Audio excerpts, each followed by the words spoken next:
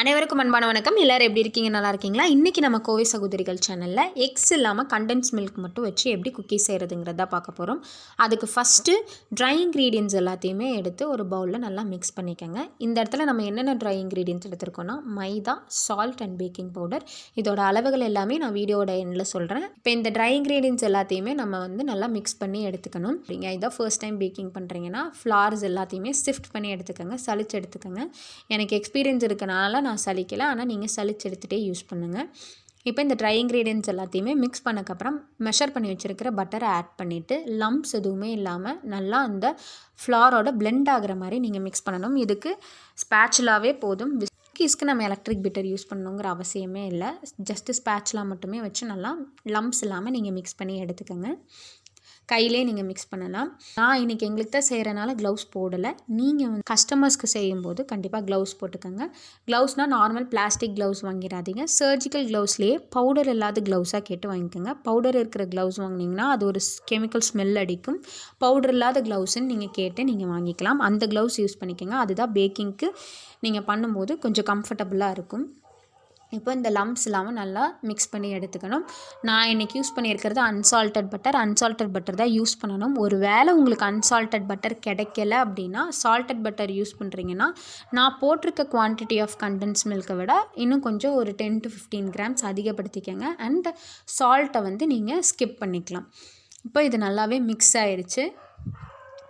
இப்போ நம்ம மெஷர் பண்ணி வச்சுருக்கிற கண்டென்ஸ் மில்கை இதில் ஆட் பண்ணிக்கிறோம். கண்டென்ஸ் மில்க் யூஸ் பண்ணுறதுனால தான் நம்ம சுகர் எதுவுமே ஆட் பண்ணலை. இதுவே உங்களுக்கு ஸ்வீட்னஸ்க்கு போதுமானது. அன்சால்ட்டட் பட்டர் இல்லாமல் சால்ட்டட் பட்டர் யூஸ் பண்ணுறவங்களுக்கு மட்டும்தான் நான் இதை விட நீங்கள் ஒரு 10 to 15 grams எக்ஸ்ட்ரா ஆட் பண்ணிக்கோங்க. இப்போ இதை நல்லா நம்ம ஃபஸ்ட்டு ஸ்பேச்சுலாலேயே மிக்ஸ் பண்ணிக்கலாம். அதுக்கப்புறம் நீங்கள் கையில் ஒரு டோ மாதிரி நீட் பண்ணி எடுத்துக்கோங்க. ரொம்ப அதிகமாக ப்ரெஷர் கொடுத்துருக்கக்கூடாது டோவுக்கு. ரொம்ப சாஃப்டாக நீங்கள் இந்த டோவை ஹேண்டில் பண்ணணும். குக்கி டோவை ரொம்ப அதிகமான ப்ரெஷர் கொடுத்து நம்ம என்றைக்குமே நீட் பண்ணக்கூடாது. சாஃப்டாக தான் அதை ஹேண்டில் பண்ணணும்.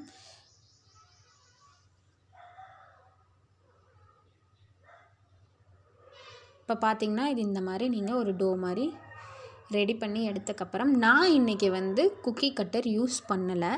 நீங்கள் குக்கி கட்டர் யூஸ் பண்ணி கட் பண்ணுறீங்கன்னா லாஸ்ட் வீடியோ மில்க் குக்கி வீடியோவில் நான் உங்களுக்கு எப்படி அதை ஸ்ப்ரெட் பண்ணணும், எவ்வளோ சென்டிமீட்டர்ஸ் வரைக்கும் ஸ்ப்ரெட் பண்ணணும், எப்படி அதை கட் பண்ணி எடுக்கணுங்கிறது எல்லாமே அந்த வீடியோவில் நான் உங்களுக்கு காமிச்சிருக்கேன். அந்த வீடியோ நீங்கள் செக் அவுட் பண்ணி பாருங்கள்.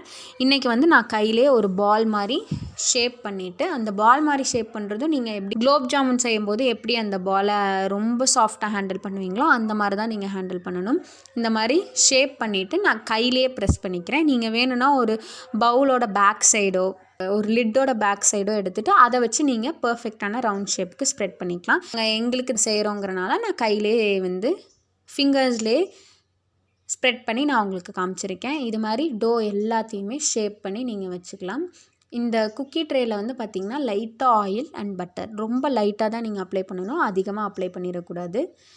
இந்த மாதிரி இந்த டோ எல்லாத்தையுமே நம்ம ஷேப் பண்ணி வச்சுக்கலாம். இப்போ இதில் கொஞ்சம் எக்ஸ்ட்ரா லுக்காக இருக்கணும், டிசைன் மாதிரி நான் கொடுக்கணுன்னா நான் இன்றைக்கி பார்த்திங்கன்னா இந்த ஃபோர்க் இருக்கு இல்லையா, ஃபோர்க்கை யூஸ் பண்ணி லைட்டாக ஹோல்ஸ் மாதிரி நான் பண்ணியிருக்கேன். நீங்கள் இது மாதிரியும் பண்ணலாம், இல்லை வேறு ஏதாவது டிசைன்ஸ் உங்களுக்கு தோணுதுனாலும் நீங்கள் பண்ணிக்கலாம். அது உங்களோட விருப்பம்தான். இப்போது ஓடிஜியை 180 degree செல்சியஸ்க்கு 10 minutesக்கு ஆல்ரெடி நான் ப்ரீ ஹீட் பண்ணி வச்சுட்டேன். அதில் 180 degree செல்சியஸில் நான் 25 minutes இதை பேக் பண்ணி எடுத்திருக்கேன். வெளியில் பார்த்திங்கன்னா நல்லா கிறிஸ்பாகவும் உள்ளே பயங்கர சாஃப்டாகவும் இருக்கும். நீங்கள் பார்த்தீங்கனாலே தெரியும். இப்போ இதை இந்த மாதிரி ஒரு கண்டெய்னரில் ஏர்டைட் கண்டெய்னரில் நீங்கள் ஸ்டோர் பண்ணிங்கன்னா ரூம் டெம்பரேச்சரில் நீங்கள் 15 days வரைக்கும் இதை நீங்கள் ஸ்டோர் பண்ணி சாப்பிட்லாம். ஏர்டைட் கண்டெய்னரில் இருக்கணும். ஏர்டைட் கண்டெய்னர்லேருந்து வெளியே வச்சிட்டிங்கன்னா உங்களுக்கு 5 daysலேயே உங்களுக்கு இந்த ஷெல்ஃப் லைஃப் முடிஞ்சிடும். அதனால் ஏர்டைட் கண்டெய்னரில் ஸ்டோர் பண்ணி வச்சுக்கோங்க. இப்போ நான் இந்த ரெசிபி நான் உங்களுக்கு ஃபுல் மெஷர்மெண்ட்டோடு சொல்கிறேன், நோட் பண்ணிக்கோங்க. மைதா 200 grams, baking powder 3/4 teaspoon, salt 1/8 teaspoon, butter 90 grams, condensed milk 190 gram. என்னடா ஸ்க்ரீனில் தெரியறதுக்கும் நான் சொல்கிற மெஷர்மெண்ட்டுக்கும் சம்மந்தமே இல்லைன்னு நினைக்காதீங்க. நான் ஸ்க்ரீனில் போட்டு காமிச்சிருக்க மெஷர்மெண்ட் ஒரு ப்ரைஸிங் நீங்கள் பண்ணணுன்னா எப்படி நீங்கள் அதை எடுக்கணும் அப்படிங்கிறதுக்காக நான் போட்டிருக்கேன். நான் சொன்ன மெஷர்மெண்ட்டை நீங்கள் நோட் பண்ணி செஞ்சுக்கோங்க. இப்போ பார்த்தீங்கன்னா எப்படி ஒரு குக்கியை வந்து நம்ம ப்ரைஸிங் பண்ணணும் அப்படிங்கிறதுக்கான ஒரு சின்ன எக்ஸாம்பிள் நான் உங்களுக்கு சொல்லிடுறேன். இப்போ இந்த குக்கிக்கு வந்து நான் என்னென்னலாம் எடுத்திருக்கேன்: maida, baking powder, salt, unsalted butter and condensed milk. இப்போ அதோட ரேட்ஸ் என்னன்னு நம்ம ஃபர்ஸ்ட்டு எடுத்து வச்சுக்கணும். அப்போது எனக்கு பார்த்தீங்கன்னா இந்த இன்க்ரீடியன்ஸோட ரேட் மட்டும் 79.5 கிராம்ஸ் வந்துச்சு. இது கூட நீங்கள் எக்ஸ்ட்ரா நீங்கள் வந்து ஓடிஜி யூஸ் பண்ணியிருப்பீங்க. அப்போ அந்த எலக்ட்ரிசிட்டிக்கான ஒரு அமௌண்ட் நீங்கள் போட்டுக்கோங்க. அது ரொம்ப ஸ்மால் அமௌண்ட் தான் வரும். ஏன்னா ஒரு 25 மினிட்ஸ் தான் நம்ம பேக் பண்ணி எடுக்க போகிறோம். அதனால் உங்களுக்கு 1 யூனிட் அளவுக்கு வருமாங்கிறதெல்லாம் ரொம்ப டவுட்டு தான். அதனால் அதுக்கு ஒரு ரேட் போட்டுக்கோங்க. அதுக்கப்புறம் பேக்கேஜிங்க்கு நீங்கள் என்ன யூஸ் பண்ணுறீங்க, என்ன மாதிரி மெட்டீரியல் யூஸ் பண்ணுறீங்க. இப்போ நீங்கள் பாலித்தீன் கவரில் பேக் பண்ணி கொடுக்குறீங்கன்னா அதுக்கு என்ன ரேட் வருதோ அந்த ரேட் போட்டுக்கோங்க. நான் காமிச்ச ஒரு ப்ரீமியமான பேக்கேஜிங் யூஸ் பண்ணுறீங்கன்னா அந்த பாக்ஸோட ரேட்டு நீங்கள் ஆட் பண்ணிக்கோங்க. பிஇஜி பாக்ஸ் யூஸ் பண்ணுறீங்க, இல்லை பிஇஜி பாட்டில்ஸ் யூஸ் பண்ணுறீங்கன்னா, கண்டெய்னர்ஸ் யூஸ் பண்ணுறீங்கன்னா அதோட ரேட்டை நீங்கள் நோட் பண்ணிக்கோங்க. இப்போது அடுத்தது வந்து உங்களோட லேபர் சார்ஜ். இப்போ நீங்கள் தான் இதில் ஒர்க் பண்ணியிருக்கீங்கிறனால லேபர் சார்ஜ் எடுக்கக்கூடாதுன்னு கிடையாது. நாளைக்கு உங்கள் பிஸ்னஸ் க்ரோ ஆக்கையில் அந்த இடத்துல நீங்கள் ஒரு லேபரை போட்டு நீங்கள் ஒர்க் வாங்குவீங்க. அப்போது அவங்களுக்கான சார்ஜ் என்ன கொடுப்பீங்களோ அதே மாதிரி தான் நீங்கள் ஒர்க் பண்ணாலும் அதுக்கான சார்ஜ் இதில் நோட் பண்ணணும். இப்போ நீங்கள் ஒரு 1 ஹவர் இந்த குக்கிக்கு நீங்கள் செஞ்சுருக்கீங்கன்னா 1 ஹவருக்கு உங்களுக்கான சார்ஜ் என்ன அப்படிங்கிறதையும் நீங்கள் ஆட் பண்ணிக்கோங்க. ஆட் பண்ணிவிட்டு டோட்டலாக உங்களுக்கு ஒரு அமௌண்ட் வரும். அந்த அமௌண்ட்லேருந்து நீங்கள் இப்போது நான் சொன்ன மெஷர்மெண்ட்ஸில் செஞ்சுருப்பீங்க இல்லைங்களா, அப்போ அதுக்கு உங்களுக்கு எவ்வளோ கிராம்ஸ் ஆஃப் குக்கி வந்திருக்கு அப்படிங்கிறத பாருங்கள்.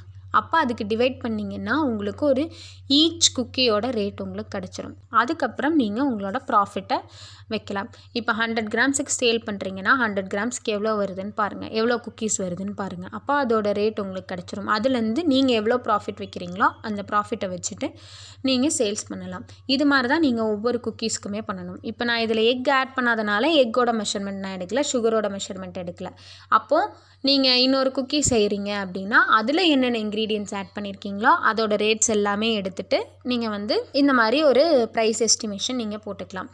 நான் வந்து இங்கே எனக்கு பட்டர் வந்து 37.5 வருது, 32 வருதுன்னா நான் யூஸ் பண்ணியிருக்க பிராண்ட்ஸோட ரேட்டு எனக்கு அவ்வளோ வருது.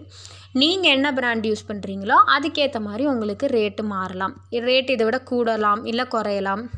அதை நீங்கள் என்ன பிராண்ட் யூஸ் பண்ணுறீங்களோ அதை பொறுத்து தான். அதனால் அதை மட்டும் நீங்கள் செக் பண்ணிக்கோங்க. இந்த வீடியோ உங்களுக்கு யூஸ்ஃபுல்லாக இருந்திருக்கும்னு நினைக்கிறேன்.